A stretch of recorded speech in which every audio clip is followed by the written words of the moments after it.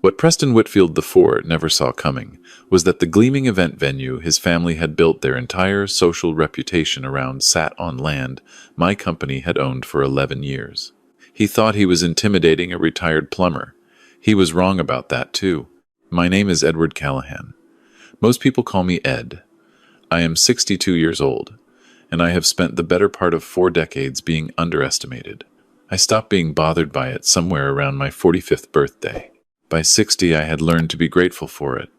There is a particular kind of freedom that comes with being invisible to people who think wealth announces itself in the cut of a jacket or the model of a car. I driver 2019 for 150. I wear Carhartt on weekends. I drink my coffee black and I buy it at the gas station 2 blocks from my house, the same gas station I've been stopping at since 1987, when the neighborhood was nothing but empty lots and the owner, a Vietnamese man named Mr. Pham, gave me credit when I was 25 and had $30 to my name and a newborn son at home. That son is Daniel, my Danny. He is 31 years old now, an architectural engineer who designs bridges for a living and spends his weekends volunteering at a youth mentorship program on the east side of the city. His mother, my wife Carol, died of ovarian cancer 8 years ago. She never got to see him become the man she always knew he would be. Not a day passes that I don't think about that.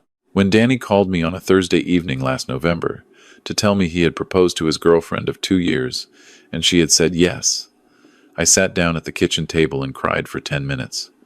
Not from sadness. From the particular joy that comes when you have raised a good person, and good things happen to them. Veronica seemed wonderful from everything he had told me. Smart, warm, studying for her master's degree in public health. I looked forward to meeting her family. I should have paid closer attention to the eagerness I felt. Eagerness has a way of softening the edges of things you ought to be seeing clearly. We arranged a dinner for early December.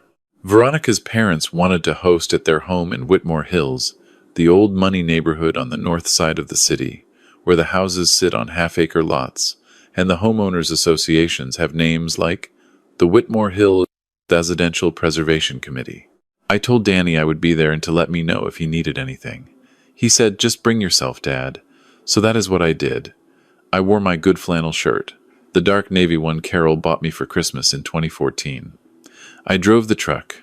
I did not think twice about either of these decisions. The Hartley house was exactly what I expected. 4,000 square feet of colonial revival, with a 3-car garage and a circular driveway. Veronica met us at the door, and I liked her immediately. She had the kind of eyes that look directly at you and the handshake of someone who means it. She hugged Danny like she hadn't seen him in weeks, even though I knew they'd had lunch together that afternoon. I made a note of that. Small things tell you everything. Her mother, Margaret, appeared from the hallway. She was a tall woman, with the precise posture of someone who had spent a lifetime at charity galas and was aware of it. She smiled at me the way people smile at their dry cleaner, pleasant, efficient, already thinking about something else. "Mr. Callahan," she said, "we've heard so much about you." "Good things, I hope," I said. She tilted her head in a way that was not quite agreement. Her husband, Richard Hartley III, and yes, he insisted on the third came in from what I later learned was his study. Richard was my age, give or take a year. With silver hair he wore, swept back, and the tan of a man who golfs 3 times a week from April through October. He shook my hand with the particular grip of someone who has been told a firm handshake matters and has practiced it but never quite understood why. He looked me over once. I watched the calculation happen behind his eyes, quick and unconscious the way these things always are. The flannel shirt, the work-roughened hands, the truck visible through the front window. "So," he said, "Veronica tells us you're in the trades." I smiled. "I've done my share of work with my hands over the years." "Plumbing, was it?" "Among other things." He nodded with the slow approval of a man agreeing that yes, plumbing is a perfectly respectable profession for other people. "Good, honest work," he said, in the tone reserved for things one respects in theory and would never do in practice. We sat down to dinner. The food was excellent. Margaret was a genuinely gifted cook, and I told her so, and her smile in response to that was the first real one I had seen from her. Her son Chase arrived 20 minutes late, making no apology for it. He was 28, worked in finance, and had the specific energy of a young man who has never been told no with any real conviction. He sat down, looked at me across the table, and said, "So you're the famous Mr. Callahan." "I didn't know I was famous," I said. "Veronica talks about Danny's dad all the time. Says you basically built half the city with your bare hands." He said it with a smile that made it sound like a punchline he hadn't quite delivered yet. "I've kept busy," I said. The dinner conversation moved the way these first dinners do, carefully, with everyone performing their best version of themselves. Richard asked Danny about his work, and listened with the expression of a man waiting for his turn to speak. Margaret asked me polite questions about where I lived, how long I'd been in the city, whether I planned to retire soon. I answered honestly. "I live on Fenwick Street, same house for 34 years. Been here my whole working life. Retire?" I said. "I'm not sure I know how to do that." Richard chuckled. "Well, at some point the knees give out, and the choice is made for you." "I find the work keeps me young," I said. "What kind of work are you still doing?" Chase asked, and there it was, the slight lean forward, the barely concealed amusement, the setup. "Property management mostly," I said. "Acquisitions. Some development." "Oh, like flipping houses?" Chase said. "Something like that," I said, and let it go. After dinner, Richard poured bourbon in his study and invited me in while the others stayed in the living room. I sat across from his desk in a leather chair that probably cost more than my first car, and accepted the glass and waited, because men like Richard always have a reason for the private drink, and they will get to it in their own time. "I want to be straightforward with you, Ed," he said. "I appreciate that. Veronica is our only daughter. She is going to have a certain kind of wedding, the kind that reflects our family's standing in this community. We've already been in conversation with the Meridian Grand." He paused to let the name land. The Meridian Grand was the most prestigious event venue in the city, a converted 1920s ballroom with a waiting list measured in years and a price tag to match. "We're looking at the last Saturday in September." "That sounds beautiful," I said, and meant it. "It will be," he said. "The guest list will be approximately 300 people. The Hartley family has obligations, business relationships, civic relationships, social relationships that require a certain level of hospitality." He swirled his bourbon. "We're estimating the event at somewhere in the neighborhood of $240,000. All in." I said nothing and waited. "We would expect the groom's family," he continued, carefully, "to contribute meaningfully to that figure, to demonstrate their commitment to this union, their investment in their son's future." "How much?" I asked. "We think 80,000 would be an appropriate contribution from your side." I looked at him for a moment. He looked back with the expression of a man who considers himself reasonable. "Richard," I said, "I appreciate you being direct. Let me think on that, and we'll talk." He seemed surprised I hadn't agreed immediately, but he nodded and poured more bourbon and changed the subject to college football. And I sat there and drank my drink, and thought about Carol, and thought about Danny, and I kept my face as still as a pond in winter. On the drive home, Danny was quiet for most of the way. Then he said, "Did he ask you about money?" He mentioned the wedding costs. "Dad, I'm so sorry." "Don't apologize for other people's behavior," I said. "That's a habit that will exhaust you. He wants $80,000 from you." "I heard what he wants." Danny gripped the door handle. "I'll talk to Veronica. She doesn't know he does things like this, I don't think. Or maybe she does, I don't know. Give her the chance to show you who she is," I said. "That's the only information that matters right now." He nodded, but I could see he was hurting, and I drove the rest of the way in silence and let him feel it, because that is sometimes the only honest thing a father can do. Over the following 2 weeks, I heard nothing official from the Hartley family. Danny told me Veronica had been upset when she found out about her father's conversation with me, that she'd argued with Richard, that he'd doubled down by saying he was simply being practical. Then came the invitation to a Christmas party at the Hartley home, a casual gathering of about 40 people, family, friends, business associates, neighbors. Danny asked if I wanted to skip it. I told him I would be there. I wore the flannel shirt again. I know how that sounds. I want to be clear that it was a deliberate choice. The house was full of exactly the people you would expect in that neighborhood, in that season.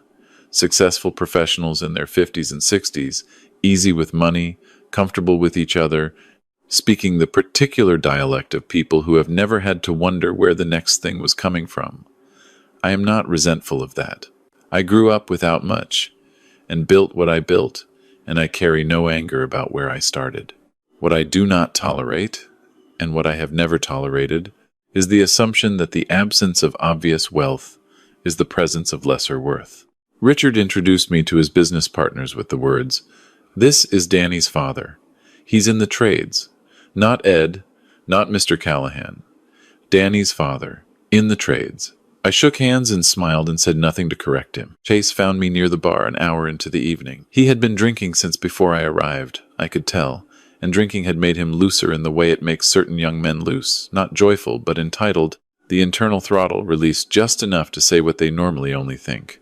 "So Ed," he said, leaning against the bar with the ease of someone in his own home, which technically he was, "you really think Danny can give Ronnie the life she's used to on an engineer's salary?" "Danny is a remarkable person," I said. "I think Veronica knows that." Sure. But Ronnie's been to Paris 4 times. She skis in Colorado every January. The life she has," he gestured broadly at the room, "this takes real capital. You understand what I'm saying." "I understand what you're saying," I said. "Dad's just trying to protect her. You get it. He needs to know the Callahan side is serious." "How would you measure serious?" I asked. He smiled. "Well, the 80 grand would be a start." I looked at him for a long moment. He was young and he had never built anything, and he was telling me, in his parents' living room, in front of a room full of people, that my son was not enough without a payment attached. I thought about Danny at 3 years old on my shoulders at a 4th of July parade, laughing so hard at the fire trucks that he nearly fell. I thought about Danny at 16, sitting with his mother in the hospital and holding her hand and not crying until he thought no one could see him. I thought about every overtime hour and every skipped vacation and every decision I had made quietly and without complaint so that my son would have every door open to him. And then I thought about a particular piece of paper in my office files, dated 11 years ago, with the address of a building I knew very well. "I appreciate your candor," I said to Chase, and I walked away. Across the room, I found Veronica. She was talking to an older woman, a neighbor probably, and when she saw me, she excused herself and came over with the look of someone who has been waiting to apologize. "Mr. Callahan," she said, "I need you to know that I am not that what my father said to you, and whatever Chase has been saying tonight." "Veronica," I said, "what do you want?" She blinked. "What?" "Not what your family wants. Not what they expect. What do you want?" She was quiet for a moment. Then she said, "I want to marry Danny. And I want it to be real, not a performance for 300 people I half know." She paused. "I already told my father I'd rather elope." "What did he say to that?" "He said it would be an embarrassment to the family." "And what did you say?" A small, careful smile. I said maybe the family should worry less about what looks embarrassing and more about what actually is. I nodded. I liked her very much at that moment. I thought Carol would have loved her. I left the party at 9:30. On my way out, Richard stopped me near the front door. He had a glass of wine and the practiced ease of a man who is about to say something he has planned. "Ed," he said, lowering his voice, "I hope you've had some time to consider our conversation." "I have," I said. "And?" "I'll have an answer for you in the new year," I said. "After the holidays." He studied me. "I want to be clear that the venue has to be confirmed by mid-January. If the families can't come to an arrangement, we may need to revisit the whole," he paused. "The whole picture." "I understand," I said. "Happy holidays, Richard." I drove home. I went to my office, a room in my house that most people who have visited probably thought was just a spare bedroom with a desk, and I opened the file drawer and I pulled out the folder labeled Meridian Portfolio, Commercial Holdings, and I found what I was looking for. The Meridian Grand Ballroom, 1140 Ashford Boulevard, acquired by Callahan Property Group, LLC, in October 2013. Current tenant, Hartley and Associates Events, operating under a commercial lease that had been renewed twice and was set to expire on March 31st of the coming year. I put the folder on my desk and I looked at it for a while. Then I called my attorney, a woman named Patricia, who had been handling my business matters for 20 years and who had the particular quality of being unshockable. "Pat," I said, "I need you to pull the Meridian file and tell me exactly where we are on the Hartley lease." She called me back the next morning. Standard renewal window opens January 15th, she said. They have to give written notice of intent to renew by February 1st, or the lease terminates by its own terms. You haven't sent them a renewal offer yet. That's actually unusual. We normally send the offer in November. I know, I said. I've been busy. A brief silence. Patricia has known me a long time. Ed, she said, is everything all right? Everything's fine, I said. Just hold off on sending anything for now. I'll let you know when to move. She paused again. Understood, she said, and asked nothing else, which is one of the many reasons I have kept her for 20 years. January came. Danny called me on the 4th to tell me that Richard had sent him a formal letter, an actual printed letter on Hartley family stationery, outlining the financial expectations for the wedding contribution and indicating that failure to meet those expectations by January 20th would lead to the family reassessing the engagement. He read it to me over the phone. I listened all the way through. Danny, I said when he finished, I want you to do something for me. What? Call Veronica, not her father. Veronica. Ask her what she wants to do, and whatever she says, support her. Can you do that? Yeah, he said. Of course. And Danny, don't worry about the money. Dad, trust me, I said. Don't worry about the money. He called back that evening. Veronica had said she was done with her father's conditions. She had already been talking to Danny about a small ceremony, immediate family only, somewhere meaningful rather than expensive. She had told Richard at dinner. It had not gone well. The next morning I called Patricia. Send notice to Hartley and Associates, I said. We won't be renewing the Meridian lease. Standard 90-day wind down per the contract terms. Another pause. Are you sure? I'm sure. And Pat draft a letter to go with it. Formal, professional. My signature, Callahan Property Group letterhead. 2 days later, I received a phone call from a number I didn't recognize. I answered. Is this Edward Callahan? A man's voice, tight with something. Speaking. This is Richard Hartley. A beat of silence, long enough for me to understand that he had spent time before dialing this number. I have just received a notice of non-renewal from Callahan Property Group regarding our venue at 1140 Ashford. I know, I said. Another silence. I'm not certain I understand the relationship between. Callahan Property Group is my company, I said. Has been for about 25 years. We acquired the Meridian building in 2013. Your events business has been our tenant for 11 years. The silence this time was different. It had a texture to it, the specific quality of someone reorganizing everything they thought they knew. I wasn't aware. No, I said, you weren't, Mr. Callahan. His voice had changed. Not humble exactly. Humility takes practice, and Richard had not been practicing. But something in it had shifted. Something load-bearing had been removed. I think there may have been some misunderstanding between our families. Richard, I said, I want to tell you something, and I need you to listen carefully. He said nothing, which I took as consent. I did not call your lease because you asked me for money. I want to be very clear about that. You can ask me for money. You can ask me for whatever you like. What you asked for, I won't provide, but you have the right to ask.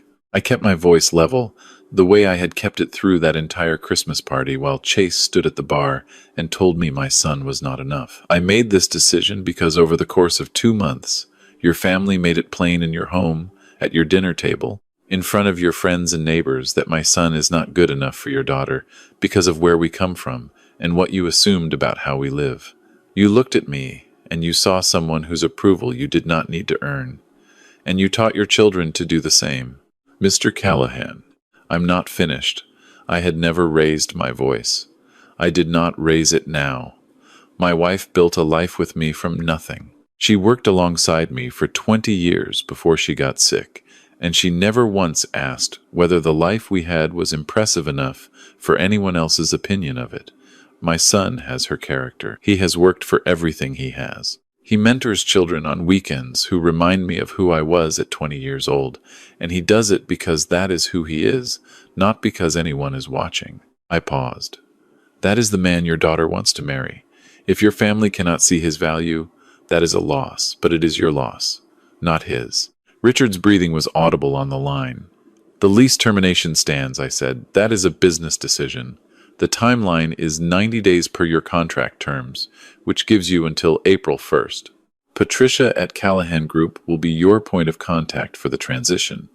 She's good at her job, and she'll treat you fairly. And the wedding, he started.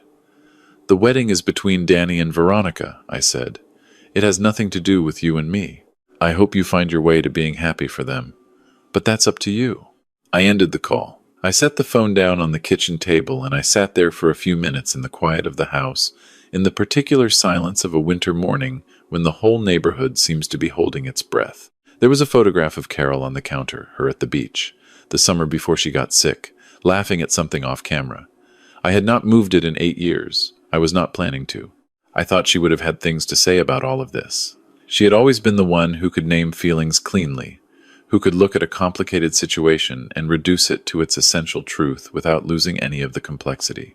She would have said something about Richard that was both compassionate and exact, something that would have made me understand him better while still being absolutely clear about what he had done.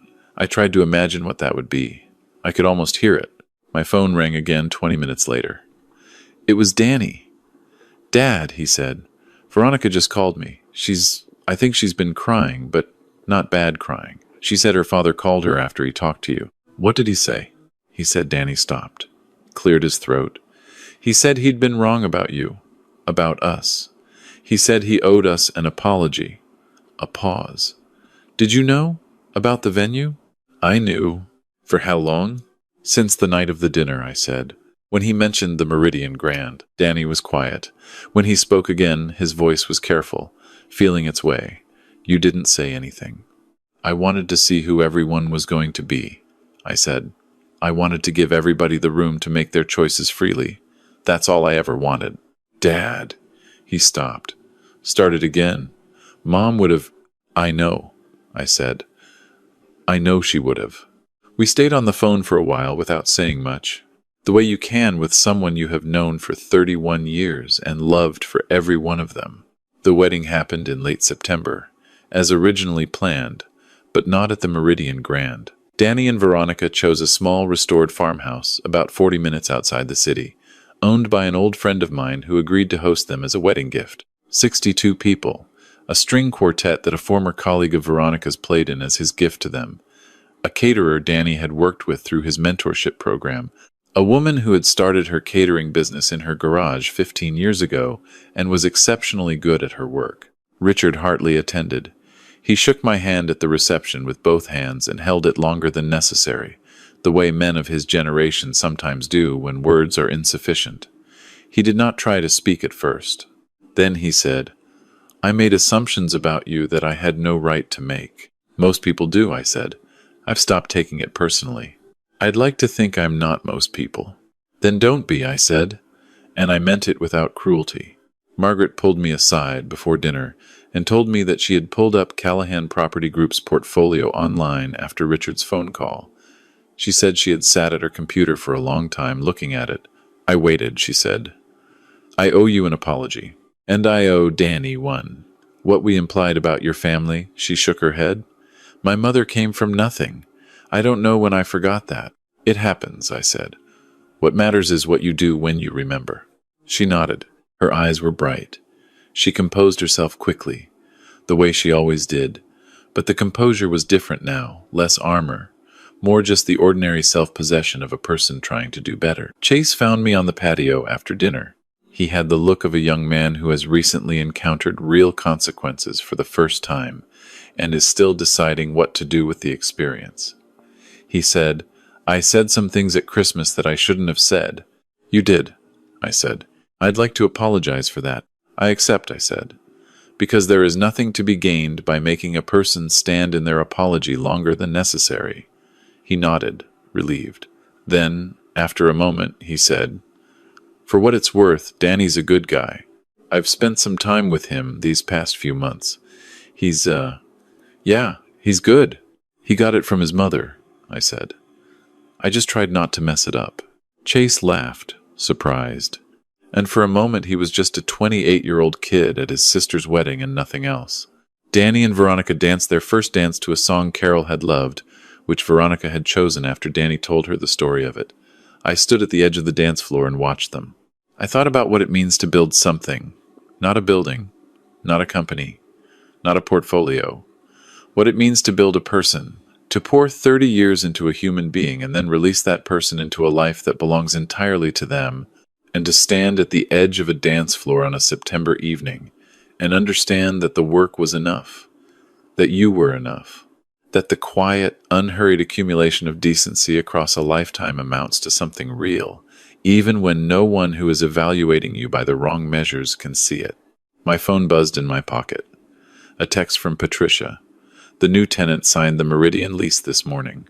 Small business owners, husband and wife, culinary school graduates, first-time commercial tenants. I gave them the standard favorable terms. Thought you'd want to know. I wrote back. Good. Make sure they're set up well. She replied with a thumbs up. I put the phone back in my pocket. Across the room, Danny caught my eye over Veronica's shoulder and smiled at me the full smile. The one that was Carol's smile. The one I had been seeing on his face since he was 3 years old. I raised my glass to him. He nodded. The music played. The evening settled around us like something earned.